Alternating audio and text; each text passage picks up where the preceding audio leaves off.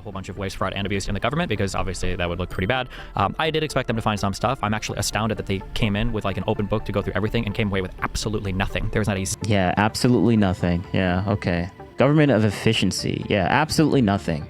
Yeah, guys, you see these numbers? That's absolutely nothing, guys. These numbers are all fake here. There should be zeros here. They should be... I should go into the elements of this thing and change it into zeros. Just so I can make Destiny correct. Like, what are you saying, Destiny? This is why no one takes you seriously whenever you talk about anything to do with Trump. Is it something that we need to get a handle on at all? So if we don't even agree on that, then the discussion on strategy is kind of moot. But do you agree that this is something... True. Yes. Do you agree that this is even a problem that needs to be resolved or not? I don't know what we're even resolving it to. Resolving it to. So you don't think it's a problem? He didn't even answer the question. For me, I just like that there's a president who's actually addressing this. And I think many of the American people feel the same. I think they feel the same because they're being lied to constantly. So this American president is the worst in all of human history for the U.S. Yeah, so the only reason why everyone believes this is because they have all been lied to. I just love how Trump is the only thing that can make Destiny become a conspiracy theorist. It's just funny. Early signs that people are attempting to make it happen, and that's why we see different companies trying to invest in America. Yeah, companies have always been investing in America. Most of the investment that Trump has credit for came from the CHIPS So Act. Stephen, this debate's not going to go very well if you interrupt me and I don't interrupt you. Yeah, exactly. Yeah.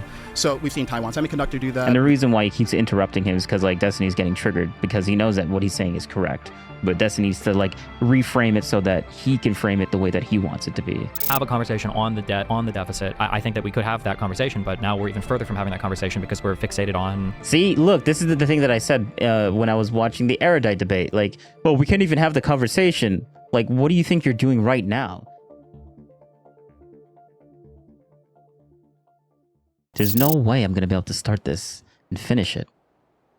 We're going to be watching Nate Friedman. I've never heard of this person before. I'm not sure if I should subscribe. I'm only watching because Destiny's on there. But yeah.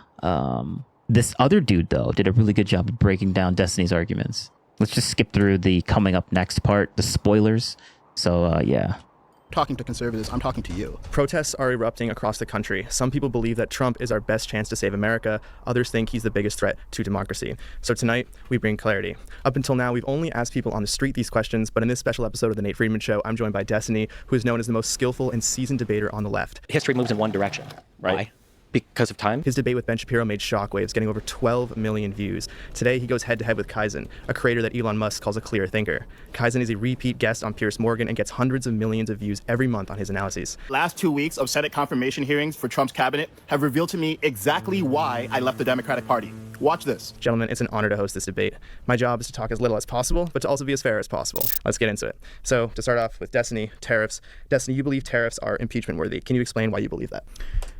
For the statement of impeachment worthy, I mean, I would say that the president was granted, I think, an understandable ability to take extra special measures in great times of national emergency. And I think that what he's done is he's taken the ability to do those measures, one of those being tariffs, and he's kind of fabricated a national emergency by claiming that because we have big trade deficits, it's somehow a national emergency, and now he's using that to unilaterally conduct economic policy as the president. Whether or not I think the tariffs are a good or bad idea, I know everybody knows my opinion. I think they're a horrible idea, especially the way that he's done it. He shouldn't be doing these unilaterally. These should be passed through Congress. The president is not the sole source of our econ policy in the United States of America. Can you go into more of why you believe it's like a horrible idea, tariffs? Internally, they lack consistency. They say that they want to bring back manufacturing, but then they say they're willing to cut deals with other countries. So I don't know what that means. If we cut another deal with another country, wouldn't that undermine our own manufacturing? They say that they want to use the tariffs to bring back manufacturing, which implies there's going to be a whole bunch more jobs here for, I guess, blue-collar workers or whatever. But then they also say that most of the jobs that come back here are going to be high-tech jobs because you're not going to have the old factory jobs of the past. So that's a delusion. They try to say that that we need like factories here so that people can build and work and do stuff here, but our unemployment is incredibly low. I think it's still at about 4.5%. So I have no idea where all these new workers are going to come from. They don't exist right now. And then the workers that we do have that likely would take those jobs, they're trying to deport in record numbers. So like no part of it seems to make sense in any way, size, shape, or form. The actual economic analysis is also just completely devoid of any logical rationale. Like the idea that just because we have a trade deficit with a country means that somehow we're losing, I think betrays a very poor understanding of macroeconomics. I mean, there's like a million things I could talk about, but yeah, I'll start there, yeah. Sure. Kaizen, do you want to respond to that? They would talk way too fast. First, I think it's important to just zoom out. I'm going to have to leave it at 1.5 because doing it 1 point, no, I said it backwards. I can't put it at 1.5 because it's too fast. I've got to put it to 1.25, so half that. Because this guy doesn't talk as fast as Destiny, but Destiny is just insane when it comes to speed. and look at what the macro issue is that we're trying to solve, and then where does tariff fit I mean, into he the strategy sounds to very resolve. articulate, though. So I don't know what you call a national emergency, and I guess that's a bit of a qualitative assessment, but we have a 127% GDP to debt ratio, or debt to GDP ratio. That's the highest it's ever been.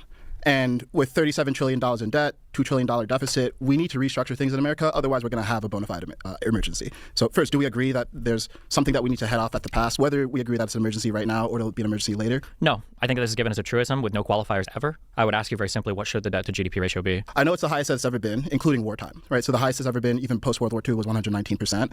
And I think we could agree that there's a point where it is too high. Could I give you a specific number? I couldn't. And But it's not even a general number. Like, what's a country that's doing better than us? And then what's their debt to GDP ratio? I think that this is a truism that's given with zero thought. I don't think Trump's thought about it. I don't think Lutnick has ever given a justification. I don't think anybody has ever thought about it. It's just kind of like a truism. Like, the debt is bad. Like, what should our debt even be? Is 50% good or 70%? Well, part of it is the issue is it's a confidence meter in a sense, right? So it reaches a point where the debt to GDP ratio is too high for anyone to want to take on American debt. Now, do Yeah, we know? when we say confidence meter, So, they hold don't. on, Oh, yeah, go just ahead. finish what I'm saying. Sure. So obviously, Yeah, stop interrupting, Destiny. I can't discern from here what that point is, right? And for everyone, it's different. But there's a point where we basically go over the cliff, and we're trying to avoid that. So to the question of are there nations? And this guy is equivalent to Erudite. He's a good faith arbiter. He's not like Destiny, who's a worse version of Tim Pool in this debate versus the Erudite debate that we just watched stream. So if you have no idea what I'm talking about, this is all streamed all at once. Obviously, I didn't edit both of those things together, but yeah, the Erudite versus Tim Pool debate thing that we watched recently over here, Timcast thing. Yeah, this is what I was referring to with Tim Pool. So yeah. Anyways, he's basically her, and then Destiny is basically Tim, but a worse version of Tim, because Tim wasn't as bad faith as Destiny is going to be. Nations with a higher GDP Because I did watch this, I did watch a little bit of this. to debt ratio that are doing fine. I don't know, genuinely. But the question is this something that we need to get a handle on at all? So if we don't even agree on that, then the discussion on strategy is kind of moot. But do you agree that this is something True. Yes. Do you agree that this is even a problem? that needs to be resolved or not? I don't know what we're even resolving it to. So, like, for instance, when you said confidence meter, the USD was about as strong as it's ever. Resolving it too. So you don't think it's a problem? This is another thing that he did. He didn't even answer the question. Like, do you agree that this is something that we need to resolve? And Destiny's like, well, I don't know where we're resolving it to. That's not the question. The question is, do you think this is something we need to resolve? Not whether you want it to be resolved in a specific way. This is sophistry right there. That's sophistry. Like, it seemed like Destiny was answering the question, but he didn't actually answer the question. He just changed the question and answered a different thing, or said something differently, or claimed a different thing than what he was actually saying, which is sophistry. I don't get why this guy didn't really. Actually, maybe he did point it out. Handle on at all. So if we don't even agree on that, then the discussion on strategy is kind of moot. But do you agree that this is something that needs to be resolved or not? Yeah, see, the discussion of strategy is moot, but Destiny's now going to be like, well, I don't know what we should. But then Destiny's like, well, we should be talking about strategy. But the strategy's only. Then Destiny, you should say yes. There is a problem, but we could talk about strategy. But Destiny is not acting in good faith; he's acting in bad faith. So he's just going to pretend that what he said didn't exist. I don't know what we're even resolving it to. So, like, for instance, when you said confidence meter, the USD was about as strong as it's ever been, despite supposedly this debt, being horrible and about to take us over a cliff. It was when Donald Trump started to take corrective measures on it that the USD started losing a lot of power, that the bonds market started to shake, and it made it look like other countries were losing faith in America. So. I feel like there's a lot of truisms given about the debt or given about macro econ, but like when you look at any of the numbers, you can't find any justification for it ever at all. Like, and nobody can talk about it. It's just kind of like these are just truisms given for like political points, I feel. Okay, so you don't think that this is proven to be an issue that we do need to prioritize right now? I think that there is a responsible. I like how he keeps trying to reframe it so that we can get back on track, but Destiny just doesn't want to answer that question. Discussion to have around what should our debt look like, how much debt should we have, and what policy should we take to alleviate that. None of those conversations are happening right now in this administration because they don't even understand what the debt is or really anything about economics in general, I guess.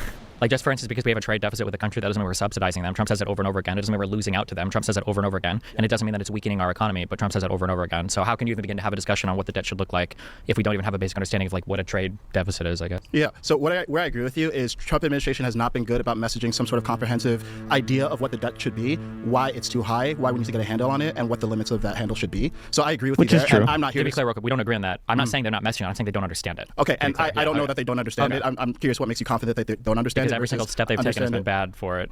Yeah, so this is one of those things where it's like That's not true, but I guess that's just a truism that Destiny is just going to believe that he's just going to say without actually giving any evidence. Like, oh, just look what they did. Look what they did. It's all bad, right? I personally don't feel confident that I have such a strong grasp of macroeconomics that I could say that A, every move that they're making is illogical, and B, that they don't even have a strategy. What I can say is that I'm pretty confident that having a $37 trillion debt and $2 trillion deficit is unsustainable. And at minimum, we need to correct. Yeah, that's obviously like true. Like anyone, like when is it ever a good thing to have like too much debt? Like, tell me, when is it ever a good thing for any type of organization or company to have too much debt? The trend, even if we think that at the absolute, like we can sustain 127%. But I guess that seems to be like, oh, but like, how do you know it's too much?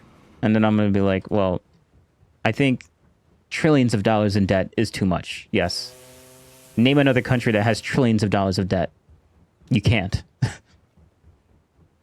So I think trillions of dollars of debt is too much. So Debt to GDP ratio. So with that being a given, the question is, what should we do about it? And I think a lot of the time when we talk about tariffs, we talk about them in like isolation. intuitively that just makes sense. But I guess Destiny's like, oh, I don't want to intuit anything.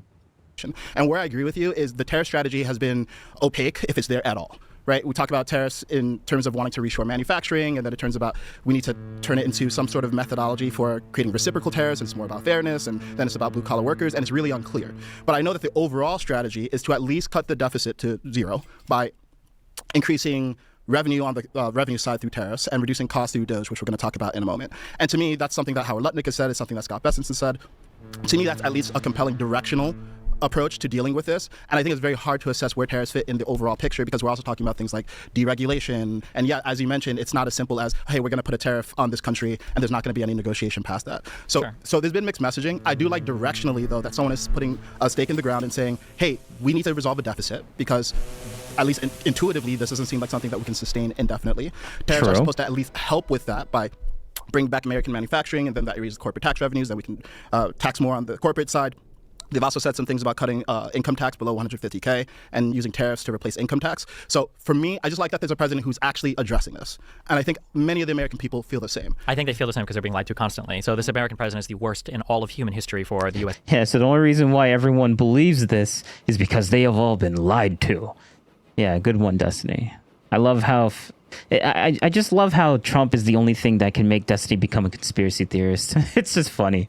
Debt in terms of adding to the U.S. debt. So if you want to deal with the debt, there's two ways to do it. You can either raise more revenue, which he's opposed to doing because he wants to cut the, or he wants to extend the Trump tax cuts, or, and he's also caused an economic contraction to happen now, despite the fact that he came in with a booming economy. So the economy's gotten smaller, which means less tax receipts. He wants to extend the tax cuts, which have had a massive impact on our deficit.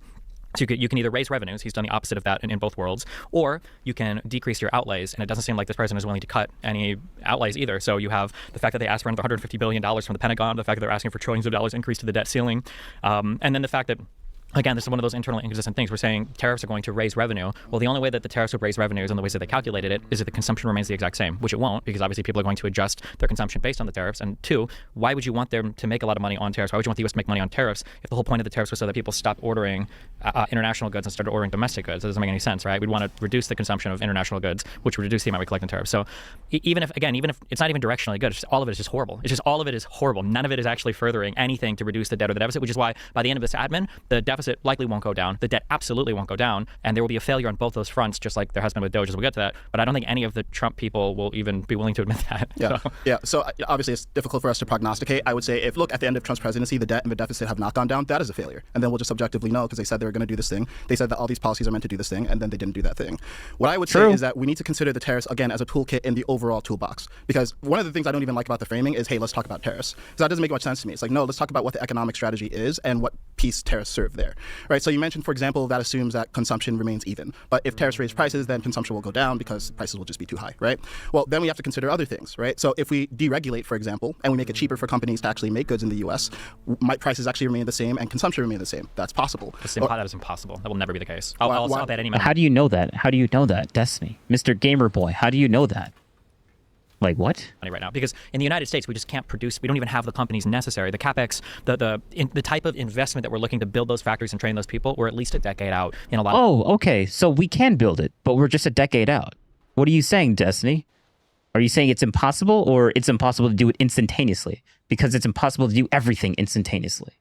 Like, what are you saying? Oh, it's a decade out. Yeah, okay, then it's not impossible. What are you saying? Like, this is just whoa, this can never happen. It's impossible. Unless we wait 10 years. Okay, then 10 years. All right. We're setting the bedrock. Things don't happen overnight, Destiny. Like, chill. Of industries for this ever happening. There's no world where you peel back a couple regulations and all of a sudden magically the United States is competing with with Thailand and China and Taiwan when it comes to manufacturing. That's never ever happened. Yeah, I mean, what he's saying is just a truism. Nothing ever instantaneously starts becoming a thing that works out. Everything takes time to work out.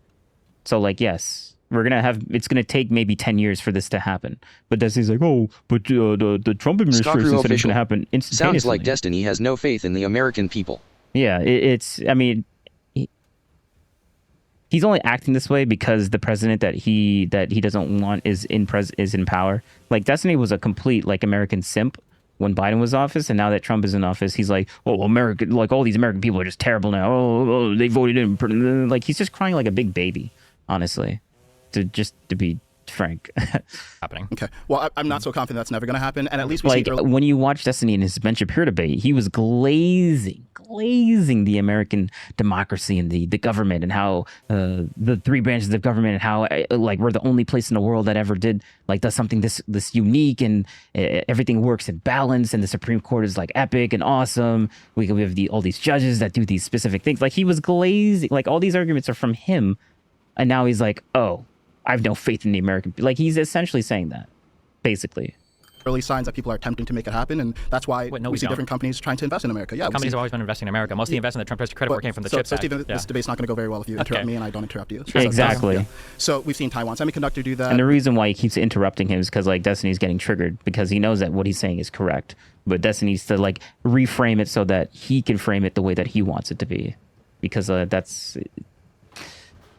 I guess that's just a Destiny for you. Recently, this past week, we saw Saudi Arabia make investments. Obviously, that's more sovereign, not private companies. But we've seen many companies. We've seen Honda say that they're going to make the next Honda Civic over here rather than in Mexico. So we've seen companies at least making moves to try to reshore manufacturing. Whether it's going to happen by the time that Trump exits office, that's unknown, right? And then we have a timescale issue. But to say confidently, no, this is just never going to happen, I'm not sure how you can be so confident on that. I'm not confident. There's a level of confidence that I have, but it's not 100% in either direction. But the point is that moves are being made. We see early signs that companies are responding to it. And there's an open question of, is it going to be sufficient, and how much are tariffs going to lend to the strategy or take away from it? So look, my general note with economic discussions, even actual professional economists get this wrong. And this is one of those things where, honestly, I think what's underlying this whole debate for a lot of people is fundamentally, do you trust that this is a problem that needs to be solved? Do you trust the person trying to solve it? And do you trust the strategy that has been articulated? Thank you. Focusing, hyper-focusing. He is an erudite. It's like where you're at is you don't trust that this is a problem that needs to be solved. You don't trust that Trump is a person to solve it. And you don't trust that there's a strategy. I trust Yep. That this is a problem to be solved. I'm unsure if Trump is the man to solve it. Okay. I am unsure on whether he has a correct policy to solve it. Okay. Thoroughly articulated comprehensively, but I think we need to do something, because I don't think this is a sustainable track. And honestly, that's where 100%. That's where most people are at. Most people are with his thought process. Asmongold says basically the same thing. He's saying it. I'm also agreeing with this 100%. But the fringe minorities, Destiny being like, oh, this is 100% wrong. He should have never done it this way. And I'm like, bro, who else is saying that besides Destiny, the guy that literally just hates the administration because he doesn't like Trump? He thinks Trump is just stupid. Therefore, that's why Destiny's arguments, I like Destiny, but his arguments for Trump is just dog water. Oh, look at that. The guy that hates Trump and hates his mom, has a personal vendetta against Trump because his mom is an avid Trump supporter, and he always talks about like the debates that he would have with his mom and how he hates it because it's she basically gives the unfalsifiable arguments where Destiny just gets super pissed off because he can't really like debate with that because like they're unfalsifiable. But like that's why I feel like that's where the hatred of Trump comes into play. I think that's why Destiny hates Trump so much, because he has to deal with it in his personal life every single day or all the time. So, yeah. I'm just happy that someone's trying to solve it at all. Yeah, I don't know how we can say we're happy. Wait, let's go back again. Because, like, this was a good point. Good point. And this is one of the things where, honestly, I think what's underlying this whole debate for a lot of people is fundamentally, do you trust that this is a problem that needs to be solved? Do you trust the person trying to solve it? And do you trust the strategy that has been articulated? It sounds like where you're at is you don't trust that this is a problem that needs to be solved. Yep. You don't trust that Trump is a person to solve it. And you don't trust that there's a strategy. Yep. I trust that. And there's no point in talking to someone that already thinks that. This is a problem to be solved. I'm unsure if Trump is the man to solve it. I am unsure on whether he has a correct policy to solve it because you haven't heard it thoroughly articulated comprehensively. But I think we need to do something because I don't think this is a sustainable track. And personally, I'm just happy that someone's trying to solve it at all. Same. Yep. I'm also happy that someone is actually trying to solve it too. Like everyone else says, oh, we tried to do this. We tried to. Actually, Destiny brings up some points of like of the government trying to solve it in the past. Oh, wait, no, I'm not going to spoil. I'm not going to spoil. Yeah, I don't know how we can say we're happy someone's trying to solve it at all when Trump has proven he had his first whole term where he proved he was horrible on things like the debt and the deficit. He added more to the debt than any president prior to that. A lot of the debt that accumulated even under Biden's term was a result of the Trump tax cuts and jobs. Yeah, we're just going to blame COVID under Trump. Yeah, okay. No, it wasn't Biden's fault and his response. It was Trump's fault. Even though at the tail end of Trump's presidency, that's when COVID started. But all that extra spending and stuff when COVID was going up, it's all Trump's fault. Even though it did happen underneath Biden, like it was all Trump's fault. Like, yeah, bro, this is the type of cope that this guy like runs on. Act and a lot of the debt that we ended up and a lot of the interest we paid on the debt that was accumulating under that. So there's no reason to believe that Trump would do anything good here because he failed in his first term. He's continuing to fail in his second term. Maybe something magical will change. The thing that bothers me the most when we say, is this something that we should talk about in terms of like what is a healthy debt to GDP ratio? I think there probably is a good conversation to have there, and I think there's a good set of steps that we can probably take to alleviate some of the fiscal burden that we have in the United States. That conversation can't take place now because nobody has any idea what it should look like. A lot of people are deluded into thinking the debt should be zero, and a lot of people are now fixated on should we have a worldwide tariff policy that's been enacted. I mean, intuitively that makes sense. Like no one wants to have debt. Like having debt in your personal life sucks because you got to pay interest on it. So having the debt being zero makes sense to a lot of people. Like it just makes intuitive sense. But I guess Destiny's like wants to be purposely obtuse and purposely be like, oh, I don't know where this fantastical idea where the debt should be zero comes from. I have no idea where that could have come from. Like he's just being obtuse. It's retarded. Unilaterally from the executive branch. It's like, oh, it's this fantastical idea that the debt must be zero. Like, what? Do you not? I mean, I already explained it. Who has bankrupted casinos, and there's no reason to look at any of this and think that it's going to end positively. Nobody. So he bankrupted casinos, therefore he can't. Like, obviously, he has no idea how to like manage debt. Mr. Multi-billionaire Trump somehow. He's able to manage debt to the point to where he became a multi-billionaire, but like I guess he bankrupted some casinos a few times, and therefore, okay, he must be really bad with debt then. Sound like he has hundreds of other like businesses that are thriving and giving him lots of wealth and stuff like that. Yeah, ignore all that. Just focus on the few casinos that he bankrupted. Okay, all right, dude. Nobody internationally thinks it's going to end positively. The markets don't think it's going to end positively. No foreign governments think it's going to end positively. Half the United States. Like, there's just... Wait, didn't the market go up recently? Hold up. Didn't the market go up? I thought that was... I'm going to ask Grok, actually. Do a deep search. Thank you, Grok. And we're going to watch this video while that plays out. And, like, the frustrating part is that all of this will end up not working out in 4 years, and everybody's going to, on the conservative side, will be scratching their heads, like, thinking, like, well, who could have guessed? And it's like, well, you know, we saw it didn't work. Actually, give me a second. I hate the fact that I have this stupid orange thing all over my screen. It's so annoying. I need to fix that. Give me 2 seconds. He added record levels to the debt and the deficit, and now it's not going to work in the second admin. He's taking even more catastrophic steps. So I don't know what conversation we can even realistically have about alleviating the debt now. Trump on the campaign trail promised to hire Elon to cut waste, fraud, and abuse from the government. If you were to give Doge a grade, how would you grade them? Okay, so I'd say Doge's stated goal is to remove $1 trillion from the deficit on the spending side. Today, if we take their numbers to be accurate, they've saved $170 billion. Some of this is pending congressional approval to actually be concretized. but that's, I consider, a pretty good clip considering that they're less than 170 days even in office.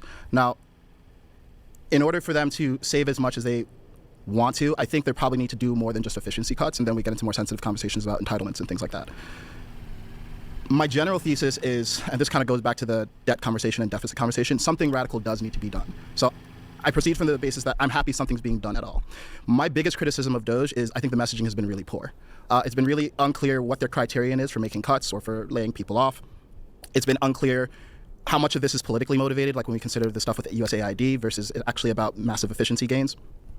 That said, what I've seen from him is a level of flexibility when it comes to making cuts where they're actually not impervious to feedback and they're amenable to making changes. So for example, I know that they cut about 10,000 jobs from Health and Human Services, and they ended up reinstating 20% of them because they realized, hey, we actually need those jobs.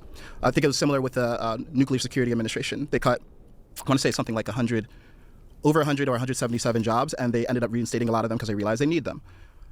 So there are cases where they overcut, and obviously when people overcut, like that's bad, but they've shown that they are willing to be dynamic and flexible with correcting those overcuts. And I also think that the way that they've been treating the layoffs in particular has been a lot more humane than they've been given credit for, because the vast majority of the employees who have been let go have received severance, in many cases 8 to 12 months of severance. And that runs contrary to a lot of a dialogue on like, hey, people are just losing jobs and it's just complete chaos, and they're using a cudgel for everything. So overall, I would give them a B+. I think it's a little early. I know it's meant to be sunset by July 2026. And look, there's a clear objective goal. Either they cut $1 trillion or not, and then we can be much more objective about how much it cut and whether it was enough. But overall, I am... Yeah, this is not even like 50% like done. It's supposed to be like Doge is supposed to disappear. Like the end goal was supposed to be achieved in 2026 of July, and we're not even like. I mean, today is like the 1st of July of 2025, so we still have a whole year. Like we're not even halfway done. And like so, but listen to Destiny's response to this.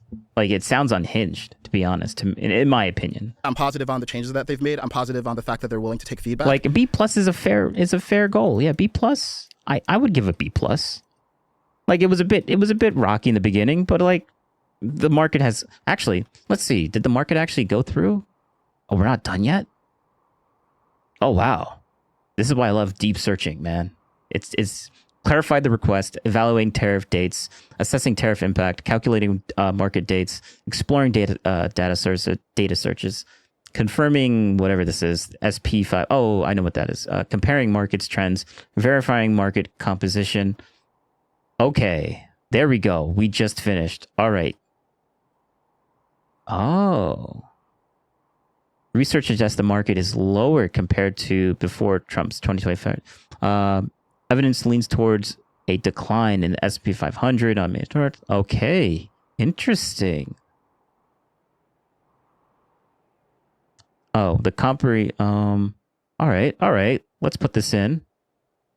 But there's a context and clarification, I guess. Let's delete that. Input text manually. Play it. As of June 1st, 2025, the S&P 500 index, a key measure of the U.S. stock market, closed at 5,911.69 on the last trading day, May 30th, 2025. Before the tariffs implemented by President Trump in 2025, which began on February 1st, the S&P 500 was at 6,040.53 on January 31st, 2025. This indicates the market is currently lower by about 2.13% compared to before the tariffs. Context and uncertainty. The comparison focuses on the period before the first tariffs took effect, but market reactions may have started with announcements. Given the complexity, it's possible other factors also influence the market, but the data suggests a decline linked to tariff implementation. Okay. Market level comprehension. Okay, let's just read. Let's do the conclusion, because like I don't have all day to listen to all that. The evidence leans toward the market being lower now compared to before the tariffs were put in place in 2025, specifically comparing May 30th, 2025, 5,911.69 to January 31st, 2025, 6,040.53. This decline aligns with the market crash in April linked to tariff implementation, though some recovery occurred by May. If considering only pre-April tariffs, the market is higher now compared to April 4th, 2025, but given the question's broad reference to pre-tariffs in 2025, the primary comparison to before February tariffs is appropriate. Considerations for future research. Future inquiries could explore daily market movements post-tariff. So, All right. So, okay. Now I see why people were saying, oh, it's higher than before. It's because they were only talking about pre-April, or like the day right before tariffs landed, not talking about in the beginning of January like early 2025. Okay. That makes sense. Though recovery may, if considering only pre-April tariffs. Skakru official. 2.1% is actually not bad considering Trump stated it would be bad for the short term. I was thinking a major market crash. Yeah. Yeah, that's what I was also thinking too. Like, this is not that bad compared to how bad we thought it was going to be. And Trump didn't downplay it either. But, okay. Future inquiries could explore daily market movements post-tariff announcements versus effective dates, or analyze sector-specific impacts, given the complexity of market reactions to policy changes. Okay. All right. All right. So there is some validity to what Mr. Destiny is saying. But I guess it depends on when you're like when you're talking about, because like I remember Tim Pool saying, "Oh, the markets are higher now." Ever since right before the tariffs were like the market is higher pre the beginning of the really crazy tariffs.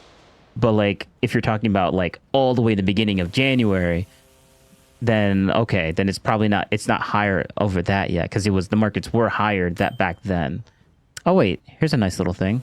December 31st, end of 2024, before any 2025 trends, before February 1st tariffs. This is the market. So we went up pretty high before January 31st, and Trump came into office January 20th. So that's interesting. It went up, but then we dropped April 4th before the April 5th tariffs. And now May 30th, last trading day before June 1st. Yeah, because like right now it's June. Wait, it's May, April, May, June. Oh yeah, it's June now. Wait, we're in June? Yeah, we're in June. Yeah, this is June. I get my Junes and Julys mixed up sometimes. Okay. Actually, we're pretty high up compared to where we were pre-April, which is pretty damn good. And we're actually pretty damn close to January 31st tariffs. Like, that's a pretty close number. Very close number before the February 1st tariffs. And then the April 5th were the big ones. But we're actually pretty high up compared to... Like, we're very close. We are very close. We're actually higher than we were at the end of 2024. That's wild. Okay. I wonder why the market went up so high when Trump was about to come into office. A little bit of confirmation bias there, but whatever. But yeah, okay. I mean, I was going to put this in the thing, but let's get back to the video. And I think... All right, so Destiny's playing semantics when he says, oh, but the markets, that's just a lie when people say the markets actually went up higher than before. It was actually really high when Trump came into office, but Destiny would leave that part out, that caveat where Trump came into office. He'd be like, but the markets were higher. And whenever people say the markets are less or really bad right now, that actually is a lie because the markets are really good right now. It's just not as good as it was before, but still. Thing that people don't understand about the way Doge is structured is they don't actually have statutory authority to make cuts unilaterally. It's not like Elon or anyone else in that department is just going in and cutting things without... We looked into what Destiny claimed, and turns out what Destiny claimed was actually fake. Let's just say that. Or grossly over-exaggerated. Let's just say that. Consulting with the agency or department heads. So given that in many cases they have an engineer, a lawyer, and then some sort of liaison for Doge embedded in the department, and the department is actually agreeing, hey, yeah, we can make these cuts. But that's what Destiny does. Destiny likes to take a small kernel of truth, exaggerate to the nth degree just to win a debate. Happy that there's and some not sort be of technically influence wrong in these departments that is looking at this with a fresh eye and recommending cuts. B, I'm glad that the departments are agreeing with those cuts and following through. And I think this was necessary. I think the question is just on the margins, are they doing as good of a job as the ideal Doge could do? So for me, it's B+. Yeah, this is the easiest F in the world. Doge came in promising $2 trillion in cuts, and they've walked away with anywhere from 50 to 150 billion, maybe. I don't know in what world you miss your target by an order of magnitude and still manage to get a passing grade. But Doge is not done until 2026, but I guess we'll just ignore that. Okay. Also, Doge's mission was to come in and find waste, fraud, and abuse, not try to make personnel cuts in programs that they don't like. So they didn't even hit their original mission at all. I'm going to be honest. I think every liberal was a little bit scared to see Doge come in and find What's your definition of that? Well, who knows, but okay. a whole bunch of waste, fraud, and abuse in the government, because obviously that would look pretty bad. I did expect them to find some stuff. I'm actually astounded that they came in with like an open book to go through everything and came away with absolutely nothing. There's not a Yeah, absolutely nothing. Yeah, okay. Doge, department. Doge department. Yeah, that's what I'm looking for. Doge department. Oh, there it is. There it is. Government of efficiency. Yeah, absolutely nothing. Yeah, guys, you see these numbers? That's absolutely nothing, guys. That's absolutely nothing. They came in and they found absolutely nothing. Yeah. These numbers are all fake here. There should be zeros here. They should be... I should go into the elements of this thing and change it into zeros. Just so I can make Destiny correct. Yeah, absolutely nothing, guys. Nothing to see here. This is all lies. Yeah, Doge.gov. That's a lie. It is a government agency, but I guess this government agency is just lying, right? Right, Destiny? Like, this is so stupid. Like, what are you saying, Destiny? This is why no one takes you seriously whenever you talk about, like, anything to do with Trump. Like, it's just so stupid. zero credible claim of waste, fraud, or abuse that Doge came away with, despite the firings, despite going in and, you know, kicking out security guards, despite getting to go through as much data as they wanted to. The only thing we've gotten is a worse understanding of a lot of these agencies, because Elon Musk himself has been involved in the proliferation of a lot of lies about them. For instance, spreading the lie that Social Security is paying out people that are over the age of 120 or whatever. This is a lie that's been repeated over and over and over again that every conservative will not believe until the day that they die, because once you believe a lie that Trump has told you, you can never, ever, ever disavow that lie. Am I going to look up every single claim that he does? I almost don't want to, because it becomes boring after a while, but I think it is correct, but I still want to do like a deep search while we watch the video. They didn't manage to find any credible amounts of waste or fraudulent behavior or abusive behavior. They just went through and they... Just notice this little thing. Credible amounts. Like, Destiny. Of course, Destiny, you're not going to think... The guy that hates Trump is obviously not going to think anything that the guy that he hates is going to be credible, obviously. So saying, oh, they didn't find anything credible... Like, okay, yeah, that's true, because you said the little sneaky word called credible. Like, that's doing a lot of heavy lifting in your argument. Like, he's trying so hard not to lie, but also being super deceitful at the exact same time, which is just good one, Destiny. Control F for DEI and cut every whatever program they felt like they didn't like. I think it's a cowardly way for Trump to try to curb the size of the government rather than presenting to Congress, here are systematic cuts that I think we should make in large, or programmatic cuts that we should make in large government programs to save money. They haven't done that. They're just trying to like fire random people to make savings. So, I mean, I don't know. They came in looking for waste, fraud, and abuse. It seems like they found none. I haven't heard of anything regarding that. No credible claims of that. And they missed their mark by at least an order of magnitude, maybe 2 orders of magnitude if they end up getting only, 20. But the other dude here actually does a really good job at tearing apart this stupid argument that he's making. $20 billion or whatever worth of cuts approved by Congress. So I don't know what world that's ever, especially given all the political capital expended on it, all the drama related to it. I don't know what world that could ever be seen as like a success in any way, size, shape, or form. Cool. So it sounds like we have some facts to reconcile before we can even get to the subjective analysis. So let's just see if we agree on this. So I have heard from Howard Lutnick and Elon that the goal is $1 trillion. Maybe at some prior point they said $2 trillion, but my understanding is their most up-to-date goal is $1 trillion in cuts to the deficit. Have you heard differently? Because you said $2 trillion. Elon himself stated $2 trillion multiple times. They might have walked that back to $1 trillion. Even at $1 trillion, it's still an order of magnitude miss in terms of the cuts they found or found they recommended. Yeah. Okay, good. And do we agree that the goal is to sunset Doge by July 2026? So any cuts made now is not actually... Yes, but my understanding is that actually complete with the process. Yes, but my understanding is the majority of what they've suggested is basically done. That they've kind of like taken a step back now. So they might find little things, but basically the majority of the bulk of the work is done at this point. Okay, my understanding is not that. So my understanding is that Elon is a special government employee. He's there for 130 days. He's used up the majority of that, so he can't be full time on the team. But they have other people in Doge. They have Amy Lucy, and now she used to be was in the government, and she's a more traditional full time employee. And this work is going to continue until July 2026, which means we have a full year to make up the gap between you're calling it 30 to 150 billion. They're saying on their website 170 billion. Probably the truth is somewhere in the middle. I don't know. And then there's a question of how much of this actually gets approved by Congress and concretized. But to say it's an F, for me, it just sounds hyperbolic just because we're literally not at the finish line yet. And if we expected them to cut... Yeah, we're not even halfway to the finish line yet. And now he's going to interrupt him again because Destiny's going to be like, oh, blah, blah, blah, blah. ...to 2 trillion, 130 days in? I think that was an unrealistic expectation. I thought he was... $1 trillion to 2 trillion... 130 days in? I think that was an unrealistic expectation. Now, if it is true, and I have not heard this, that the bulk of the cuts that can be made have already been made, then obviously that's a failure. But my understanding is no one is warranting that. The bulk of the work that Elon can do in this fiscal year has been done directly, but there's still a team there, right? There's still dozens of Doge employees embedded in these departments continuing to make cuts. So again, this is one of those things where, unfortunately, the timing of this debate is such that we're a bit early in the process to assess the long-term impact of things like economic shifts or changes to spending. But I think to have a sense of proportionality, like we're not even halfway in to the amount of time that's been outlaid to make the changes on the Doge side, and to already call it a failure doesn't make sense to me. Well, So- they found any waste, fraud, or abuse. Yep. Well, so the Government Accountability Office in Well, did they find anything? I don't know. This is like the Department of Doge. Here, let's go to the other screen. Yeah, look at that. Yeah. This is obviously Doge.gov savings. Yeah. Did they find anything? Oh, I don't know. I mean, this looks like findings of stuff, but maybe this is just all lies. And we have over 1,000 pages of this stuff. Okay. Oh, wait. Not over 10,000 pages of this stuff. Sorry. That was a minor error on my part. But okay, I mean, I guess all this is just fake news, right? All lies. They didn't find anything. Like these numbers, they should all be 0.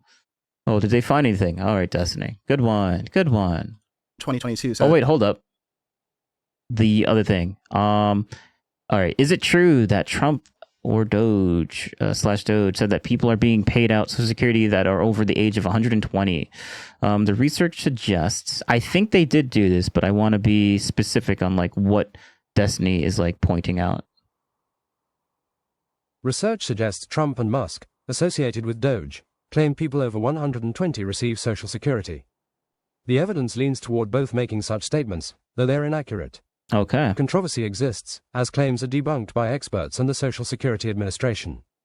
All right. Direct answer. The question whether Trump's statements, yes, Donald Trump claimed, addressed Congress forward that people are being receiving. Yes, I know Trump did say that. Yes, Elon claimed that Doge also made similar claims stating that there are receiving, suggesting fraud. Accuracy of however, the claims are not true. This would maybe to clarify that the records of very old age are due to database errors, not actual beneficiaries. Oh. So the Social Security Administration said, these are not true. These are just errors in our database. Well, maybe you guys should fix that. Like, how could you have millions of errors in your database? Because there was millions of people that were getting that. It said that people were getting Social Security benefits. If millions of those people are just errors in your database, like, it sounds like to me, it sounds like the Social Security Administration is trying to cover their ass. Like, how do you have millions of like errors in your database? Like, it's more likely that it's probably a mix of like fraud and errors. Like, I don't think there was like millions of. Okay, well, you know what? Let's do this. Detailed analysis of claims and amounts regarding Social Security benefits over 200 years. Actually, I want to ask it a more specific question. Boom. That's the nice thing about AI. If I don't want to be specific, I'll just ask it a very vague question, and it should just remember what I was just talking about. Claim needing to full debunking. I'm curious how to figure that out. Now I'm adding mixed, because I want to know how they debunked the claim. Audit showed only a small number were receiving payments, and those ages were probably not real. These backups. This backs up the debunking. Oh, okay. So it's not that there was zero fraud there. There was some fraud. It just wasn't millions of people paying them out at those ages. I mean, people could be receiving that are at those ages. Obviously, they're not alive anymore, but like their account could still be paying them out. It's just how long they've been paying out, like these amount of years. Like, it could be going to a bank account from another person that obviously isn't that age, but like, and that would be the fraud there. So, okay. All right. Let's go back to the video though. They identified $250 billion in improper payments. Majority of that was overpayment, right? So a failure doesn't make sense to me. Well, have they found any waste, fraud, or abuse? Well, so the Government Accountability Office in 2022 said they identified $250 billion in improper payments. Majority of that was overpayment, right? So there's tons of Yeah, but what you For just sure, said, that wait, was like for- government accountability office, not Doge. Yeah, and Doge is looking into the particulars of what those improper payments were. So Yes. what I'm saying is there's a bucket of at least $250 billion here that we know that in 2022 was wasted. Now, how much of that is fraud? How much is that abuse? I don't know, but that's what Doge is looking into now. I don't think Doge is looking at that. I think the government accountability office, and I think that the office. You don't think Doge is looking into the exact thing that they said that they were looking into? Oh, wait, no, I forget. I'm sorry. Destiny thinks that Doge is just lying about everything. So when Doge says something that actually makes Doge look good, obviously it's a lie. But when Doge says something that makes Doge look bad, then that's obviously true. That's the logic here. All right, Destiny, good one. Inspector Generals are looking into that. The easiest way to pull the plug on this argument is if you really cared about saving money for the government, then the number one most efficient program to put money into is the IRS, of which they're trying to pull people out of. There's some $400 to $600 billion annually. That's every single year of money out there that the IRS just can't go after because they don't have the manpower for it. And Republicans gleefully try to pull employees out of it or take employees out of the IRS. Trump just bragged about it. So I mean, like, I just don't think there's any real genuine effort there to actually save money, because if they would just fund the IRS. Okay, so there's a discussion to be had about what should they be doing instead, but let's not talk about what they have done because you think they haven't done anything. So True. At minimum, there's the $20 to $30 billion in untagged payments that were identified, and we don't know where the money went. We don't know what it was for. We don't know if it was coded to the budget, but it was identified that, hey, this is a very simple thing. For anyone who's ever worked at a corporation where you've had to pay things on behalf of the company, when you pay for things on behalf of the company, you tag it. You just like tag They it do that in the field. government. Every time that Doge brought it up, it was a lie. Every single time it was a lie. My understanding is it's not a lie. That's fine. It is a lie. That's why there's no prosecution that's been referred. That's why nobody's talking about specifically. But hold on, It's all a lie. let me finish. So you're saying it's a lie. Let me tell you how, if it were true, it would work. It's literally, there's a field that's optional where you can indicate what the payment is for. It was not indicated. And this doesn't mean that there was a mass amount of fraud, but it was one of these very simple things where, hey, the systems were not properly designed to make sure that we have accountability and transparency over how every single dollar was spent. Now, how much of that is incompetence? How much of that is malfeasance? I don't know. You're saying it's completely a lie, and I guess I don't know what the implication here is, that every single payment is tagged and we know exactly where every dollar They know went. government stuff. If you know anybody that works in government or does anything, they're pretty. Yeah, good every with single accountability. Yeah, that's so true. Yeah, the government just knows where everything is all the time, 100%. Errors just don't occur, except for the millions of errors for that others except for the errors that happened with the Social Security thing that we just looked up. Yeah, I mean, there was millions of people that were supposedly in error that were getting paid Social Security, but those were all just errors. Millions of just people, just errors, millions of errors in the database in the government. Yeah. Okay. Yeah. So the government is able to track everything and do such good work, and they're flawless, but they also have a ton of errors in some of their departments. Like, which one is it, Destiny? Like, this is so stupid. I don't know if appeal to authority. I don't know if someone in government who's told you this is a lie, but at minimum, if we agree that we trust the GAO and we trust that when they say that there's $250 billion in underpayments, overpayments, and payments that they don't know where it went, then the question is, okay, well, how much of that $250 billion at least has Doge captured? I'm identifying 20 to 30 billion and saying, hey, we know that, or allegedly, according to them, and you don't believe them, but I'm taking it at face value, they're saying it was not tagged, and now it's getting tagged. So that's a very simple change that's been made that it doesn't get us all of the way there, but it's a demonstrable difference in moving the needle on actually cutting the amount of spending that the government is doing. In addition to that, I mean, the Social Security Administration for years has identified that there is fraud in Social Security, there is fraud in payouts, and Doge has been on top of looking at that too. So unfortunately, it feels like there's just a bit of an unbridgeable divide, because if you're just saying it's a lie, like, I'm actually interested in how you can prove the negative here. It's super simple on my side. So when you're talking about those mistypes of payments, okay, fine. Let's say that there was some fraudulent behavior there. Who's been recommended for charges? What is the FBI or the DOJ going after? The answer for these is always going to be nobody and nothing, because all of it is a lie. Whether or not there's like a payment tagged on a database, anybody that's worked with a sophisticated enough system knows that there's sometimes multiple systems, sometimes stuff is tagged, sometimes it's not. Just because it's not tagged. Just because it's not tagged, just because there's no one's getting prosecuted, doesn't mean that there wasn't actually like fraud. You do realize that people sometimes get away with things, right? Like, that's a thing that happens, Destiny. Also, do you realize that just because do you realize, like, some people could get away with fraud, and then there's a ton of it that where it's probably just waste, and you don't prosecute people for wasting stuff. Like, that's also true. But I guess since we haven't prosecuted anyone, therefore no fraud has ever occurred. No fraud, waste, or abuse has ever occurred because we haven't actually prosecuted anyone. Like, what are you talking about, Destiny? Like, they're literally looking into it as we speak. We're not even halfway through this, but you're going to use that garbage argument. doesn't necessarily mean that it's fraudulent, wasteful, or abusive. Whether or not there's like a payment tagged on a database, anybody that's worked with a sophisticated enough system knows that there's sometimes multiple systems, sometimes stuff is tagged, sometimes it's not. Just because it's not tagged doesn't necessarily mean that it's fraudulent, wasteful, or abusive, or that somebody else is accounting for it. A really great example of this is the claims that Elon Musk and Drumpf have made about the Social Security Administration paying people that are over the 120 years old or whatever. There's a file externally that is the SSA updates called the DMF, the Death Master file. That file they'll update sometimes with cause of death or death that other agencies or creditors can kind of like use just to look at it to help them monitor stuff. That's not the same record, for instance, though, that the Social Security Administration uses to pay people out. The idea that we're paying thousands of people who are already dead was a total lie that was said over and over again and is still said to this day by the majority of conservatives, by Trump and by Elon. But when you actually read, because the SSA has its Office of Inspector General, you can read the report. This has been known that updating that Death Master file sometimes is like really difficult for a variety of reasons. It doesn't mean there are fraudulent payments going out. When you're talking about payments going out as a result of inappropriate payments, my understanding is about 60% of those are recovered, 40% aren't. Sometimes it can be as simple as like a person dies and then an SSA check goes out like the next day and then they have to like recover it. Most of the time, it's pretty easy to do. It's pretty trivial. I don't think Doge is helping recover any of this. And like I said, if there was any actual like waste, fraud, or abuse, then I would expect we would see some type of criminal charge or something recommended to the DOJ, and that just hasn't happened, and it won't happen. Yeah, so I mean, again, we're prognosticating about whether it will happen. We're very early into the We're also assuming that they would make that public too, but okay, Destiny.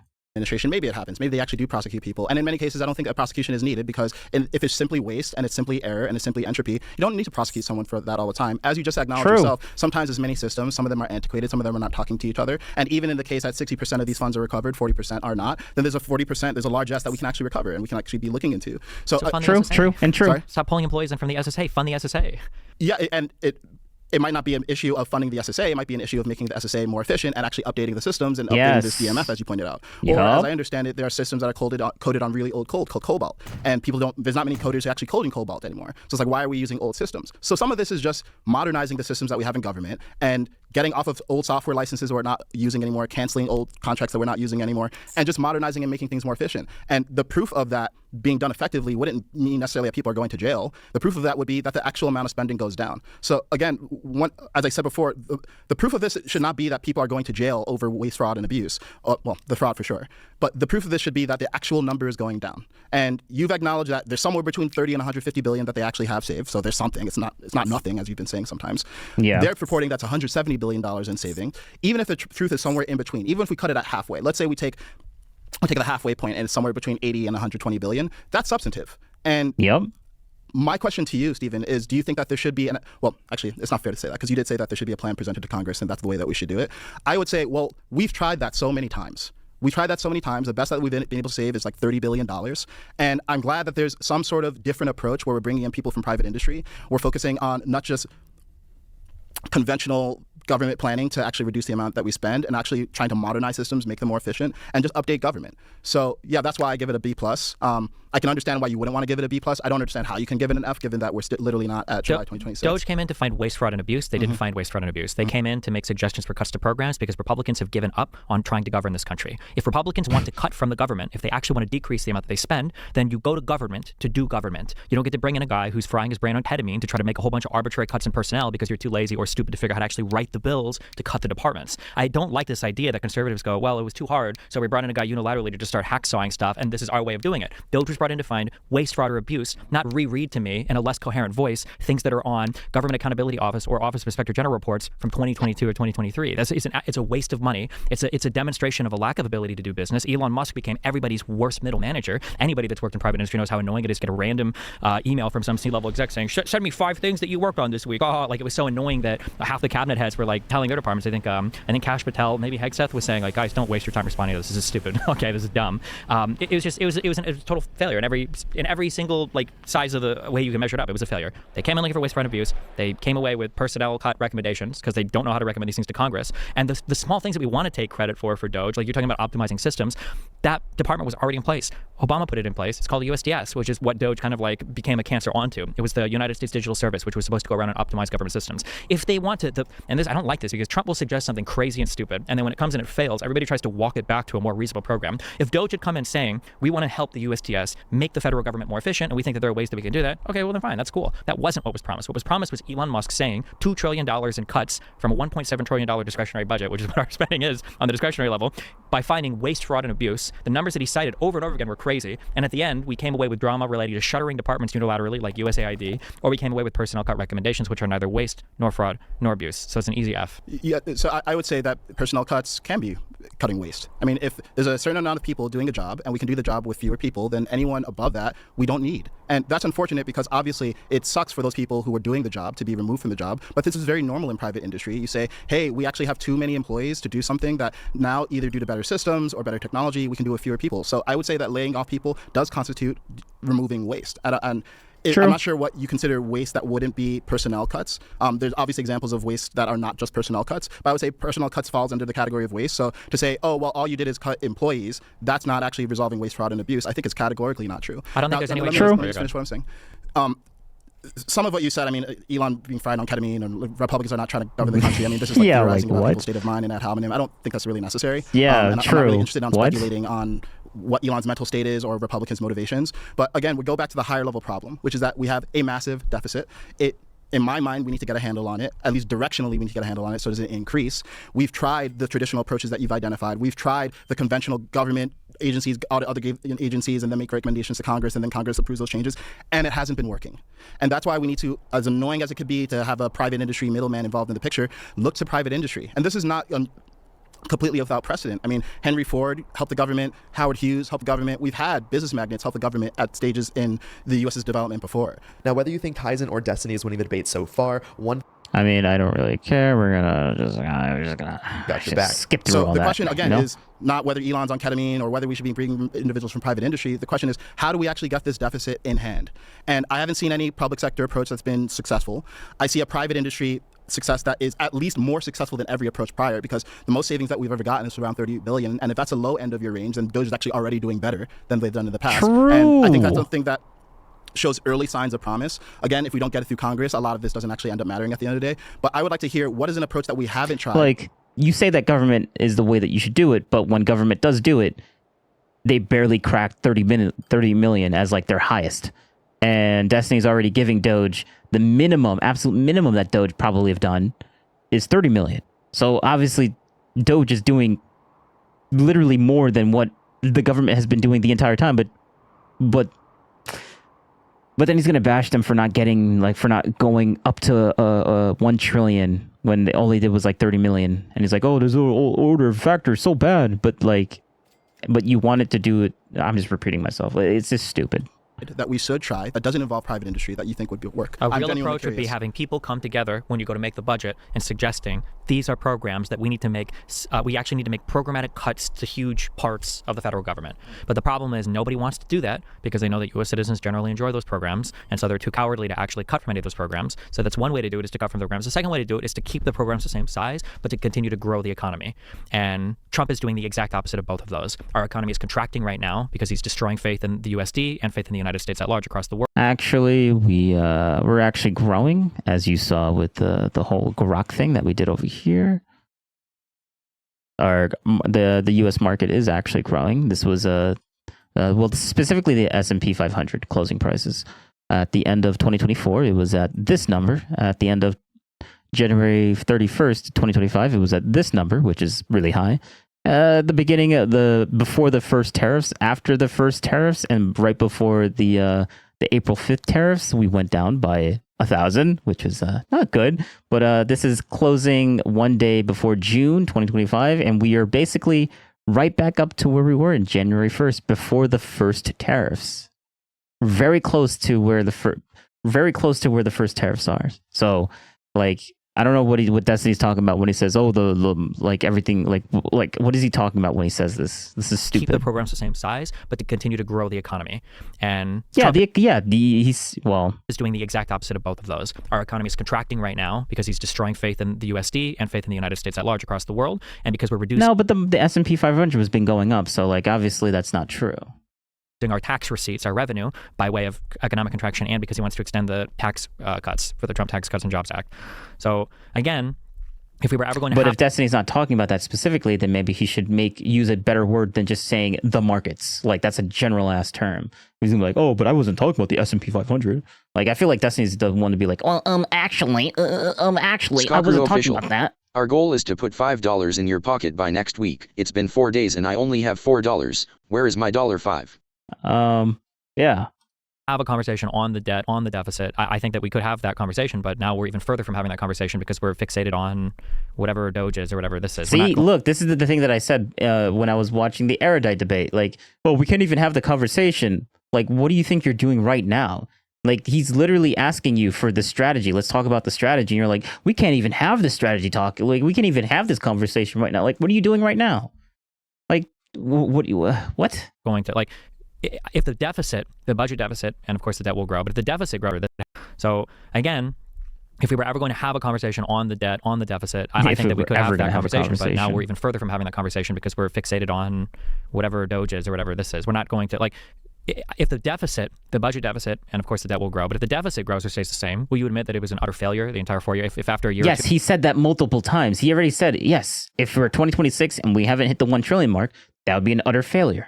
Like, he said that multiple times. What are you saying? Will you say, okay, well, this has failed, this is not working? Yes, because then enough time will have expired for us to see the objective result, and the objective result was not met. So absolutely. Okay. Yeah, and just to be clear, Stephen, I mean, obviously we don't know each other well, but you know, when you say like conservatives or Republican, I consider myself neither of those. I know you're not necessarily saying I am, but we're addressing a party that's not in the room, and I'm not here to argue on their behalf. What I'm saying is that there's a problem that needs to be addressed, and the way that the first solution that you propose, which is that we propose programmatic adjustments, we tried that. And it hasn't worked. No, the Republicans aren't trying that. No, Republicans and Democrats don't do that. Democrats do try, but Republicans are half of Congress. And all of Congress doesn't do it. And we don't accomplish it, and it doesn't seem to matter who has the majority. It doesn't get done. Obama tried to do this too, right? He tried to make cuts. It was like trivial cuts on the margin, shutting down old websites. At the end of the day, what's happened is clearly our government by itself is not sufficient to actually solve this problem. We need a creative approach to solving this problem. This is, hopefully we can agree, undoubtedly creative. It has some clear downsides. What I agree with you is this public spectacle around Doge and like constantly like people arguing on X about whether a program should be cut and all the partisanship around it is sad, unnecessary, and distracting. So that's why for me, it's like I'm not willing to give it an A because the messaging has been so politicized and so hyperbolic, but we need something different. And you're saying the Republicans won't get in line. To me, neither house seems to be getting in line with it because no cuts are not popular because yes, many Americans like these programs that we have and no one likes to have things taken away. And what I've seen, you know, to your point about like programs getting cut, that's what Doge has been doing. Now, if we have a disagreement on whether these programs that have been cut should be cut, I think it's a healthy discussion to have. Like we can talk about USAID, whether that should be removed. We can talk about the departments that have been downsized. We can talk about Health and Human Services getting rid of 2,000 employees.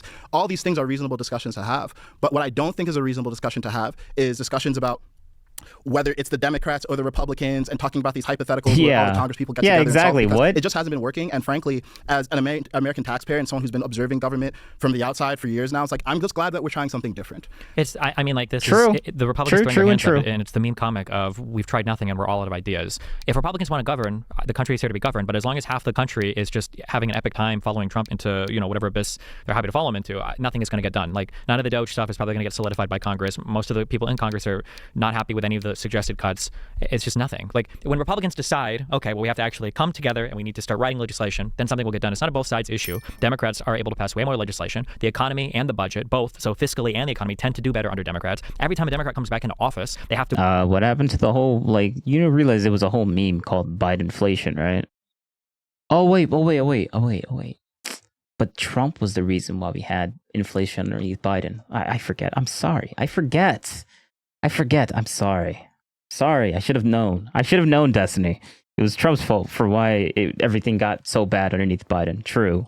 To waste the first year or two trying to bail them out of whatever catastrophe the last Republican got them into. When Obama came in, it was trying to recover from the housing crisis. See? When Biden came in, it was recovering from COVID. And then... See? Yep. See? It was because of the previous administration. The previous administration made COVID somehow. Afterwards, you get a Republican who came in. Look, you've got Donald Trump coming in now. He came in off of Obama's heated economy and tried to take credit for the economy growing out of that, even though... Oh, yeah. So, like, when good things happened underneath Trump, it was because of Obama. Okay, yeah. See? It's so... The cope is so real. Trump added record levels to the debt and deficit, and now Trump has come in after the economy was doing great under Biden. We were dominating OECD and G7, like, in every conceivable way, and now he's, like, managed to cause an economic contraction. Wait a second. So... Okay, all right, yeah. I mean, when good thing happens underneath Biden, it's Biden's fault. But when bad things happen underneath Biden, it's Trump's fault. True. And see, like the good things that are happening now in the beginning of Trump's like year, oh, that's all Biden's fault. Which, I mean, that's a little bit more legit because, I mean, he just came into office. So, like, what did he do? But, like, it was speculated for Trump to be, like, getting into office since November 4th or November, whenever. Like, was it November 4th? It was one of those days. Sometime very early in November when Trump won the election in 2024 for 2025 to be inaugurated in 2025. But, like, yeah. Quarter. It's frustrating to see a Democrat comes in and has to clean up after the last Republican. The last budget deficit, or I'm sorry, the last budget surplus we had was under Clinton, was under a Democrat. It's just frustrating. The Democrat has to come in, clean up the mess. The Republicans come in, they make more and more of a mess. They spend like crazy, and then everybody goes, "Wow, both parties in the United States sure are messed up right now." Like it's just that blows my mind. Yeah, I mean, I didn't really want to make this a partisan conversation, but I think the framing of Republicans mess it up and then Democrats clean it up, I don't think that's accurate at all. I mean, even if you talk about Clinton creating this surplus, he inherited the conditions for a surplus to be created, and for sure he stewarded that. But those the deregulation efforts that created the economy that was booming by the time he entered office and early when he entered office, that was instantiated by Reagan. So if we're going to say that, it's the Democrats just inherit messes and then they spend the first few years cleaning things up, I don't think that's true. In Bush's case, I think that was true because I think Bush was one of the worst presidents of all time, and I think Obama had to recover from Bush, and we saw the housing crisis. And Trump inherited Obama's economy and took credit for it and massively spent. He did a huge tax cut without paying it with any spending cuts. And they all spend, right? And there's been no Republicans spend more. I'm pretty sure Republicans spend more. Wars and Trump. Yeah, sorry, in point of fact, I'm pretty sure Biden actually spent more than Trump. Yeah. Now, obviously, there was a black swan event in COVID, and that, Biden had all of COVID. Trump only had part of COVID, but I'm pretty sure, in point of fact, most of the extra spending under Biden was because of the tax cuts from Trump, the Trump Tax Cuts and Jobs Act that they're trying to renew now. Like all of the extra interest on the debt, and then all of the extra, basically lost revenue from that was passed from Trump that was carried over into Biden's admin. Yeah, but we can't do this thing where Republicans are not responsible for any success that they ride the tailwinds of, and Democrats. Yeah, exactly. What?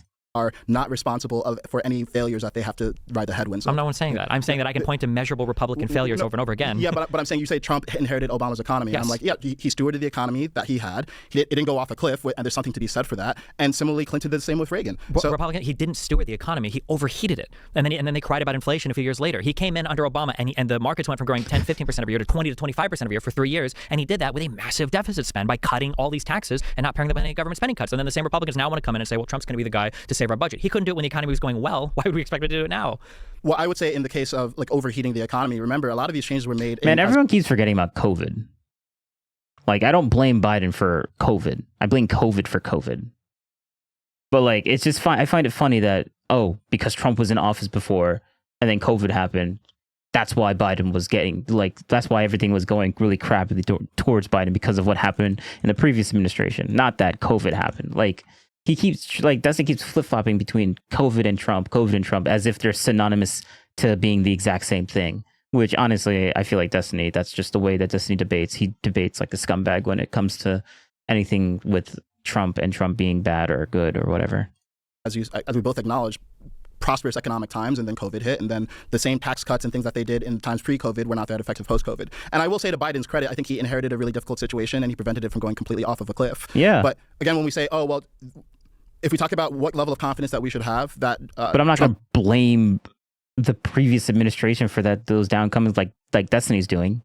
Like, it's just all bad faith. Like, this guy is super good. Like, he even conceded that. Oh my God. He's literally the erudite in the Tim Pool debate. Literally. Good faith. I like it. Trump is able to resolve the debt and the deficit, given that he didn't do it the first time. The first time, I'm not confident. Like, he didn't even have to give Destiny that. I think he was taking the economy that he had and trying to add more gas to it, and he did that until the point where it was no longer a viable option per COVID. And when we say that, Trump is inheriting an economy that was booming under Biden, I don't think that was the experience of a lot of Americans on the ground. I mean, I guess equities were doing well, and I guess some of the top line was looking really good, but a lot of the reason why Trump got elected in the first place is because the average American, the cost of their groceries and their gas and their eggs and the things that they actually experience on a day-to-day basis were going up.